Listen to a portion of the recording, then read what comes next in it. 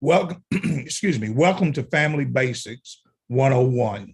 I'm Dr. Bruce McClure, the local minister at the Prince George's Church of Christ, located at 7800 Central Avenue in Landover, Maryland.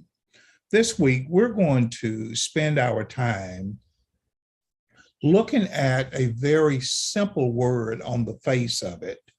But as we delve deeper into the definition, I hope you'll understand that it can be a positive or it can be a negative, and that is the word constrain.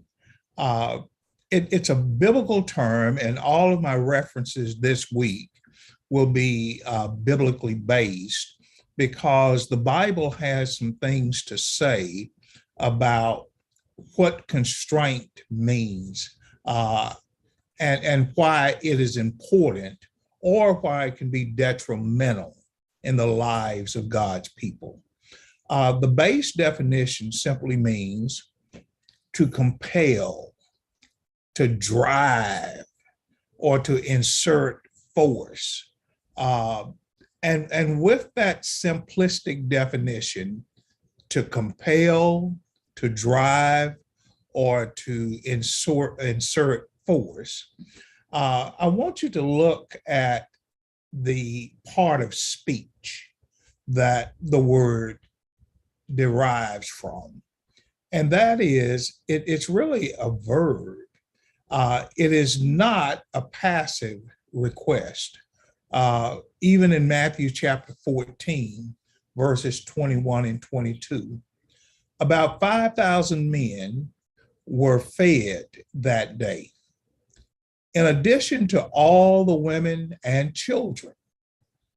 Immediately after this, Jesus insisted that his disciples get back into the boat and cross to the other side of the lake while he sent the people away. Now, we read that and we say, well, he just insisted, no, I think you need to go. No, he's not saying, no, I think you need to go. The text really is saying Jesus made the people get back into the boat. Constrained is an active verb. He didn't just advise them. He didn't say, well, I hope you pray over this. And I hope you think about it.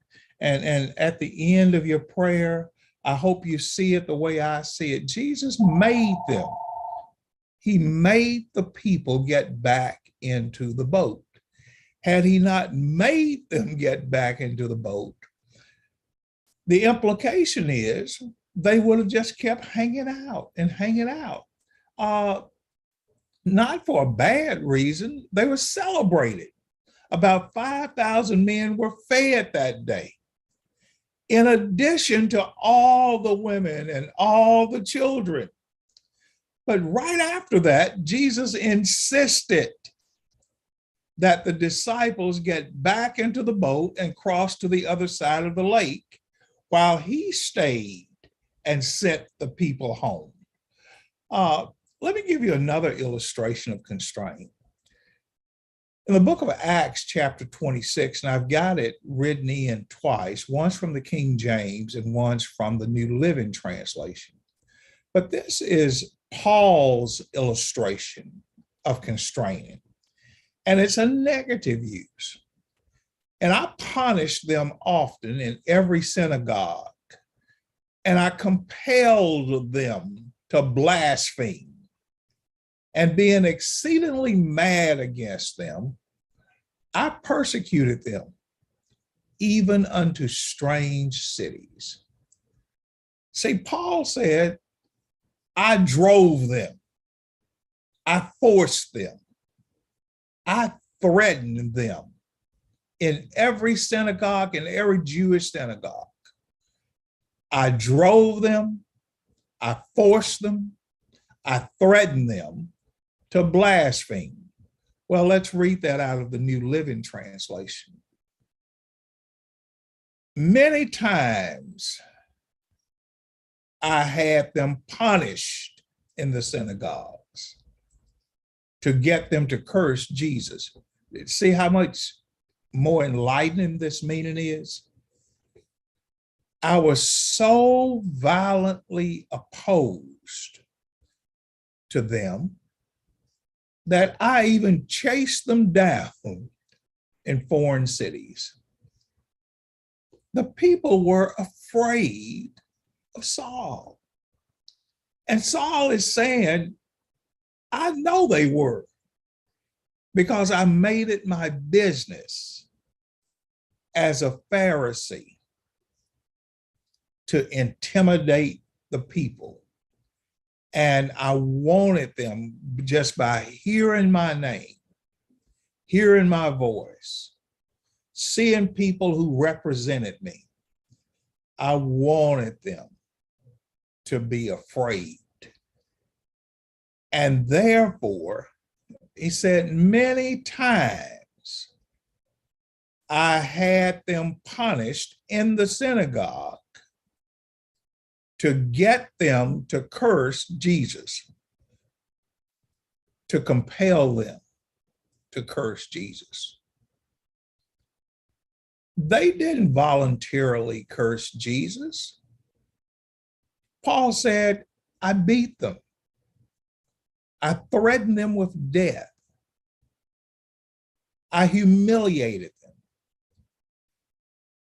I was so violently opposed to them that even when they tried to get away and go to other places, I chased them down, constrained. Finally, here's an illustration from Galatians chapter 6, verse number 12, where circumcision was constrained upon the Gentiles. In Galatians 6, verse 12, the text reads, those who are trying to force you to be circumcised want to look good to others. They don't want to be persecuted for teaching that the cross of Christ alone can save. They don't want to be persecuted for teaching that the cross alone will save. So how do they try to avoid it? They are trying to force you to be circumcised. So we've got the cross, but we've got circumcision.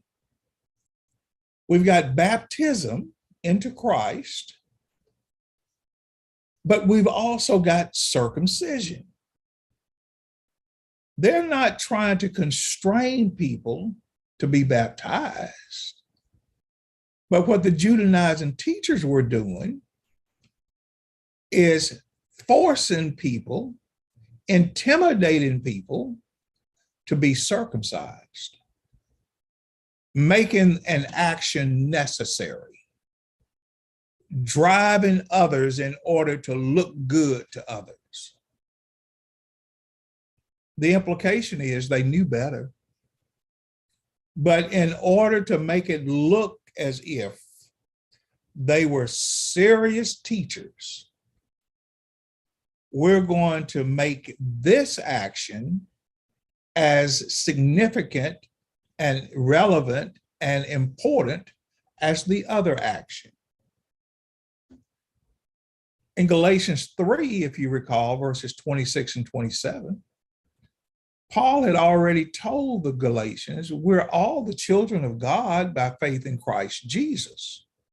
And as many of us has been baptized into Christ, put on Christ. By the time you get to chapter 6, he says, there are people who are teaching beyond baptism. And they're trying to force you, constrain you to be circumcised. They're making this a necessary act.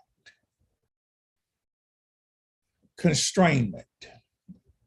It can be positive or it can be negative. Jesus constrained the disciples to get into a boat and go to the other side, not for negative, punitive purposes, but so that he could have some parting words to the multitudes that he had fed. Paul, on the other hand, said, I constrained people, I forced people to deny the Lord. I threatened to kill them. I humiliated them in a negative sense. On tomorrow, come back to class, and we're going to talk about constrainment, but we're going to talk about how love is supposed to constrain us and how love becomes the regulator for us sometimes to learn to hold our peace, regulate. So on tomorrow, we will look at constrainment as a regulator, not as an intimidator, not in a persecuting way, but how we as God's people are to learn constraint. I'll see you back in class again tomorrow. Don't be late and don't skip class.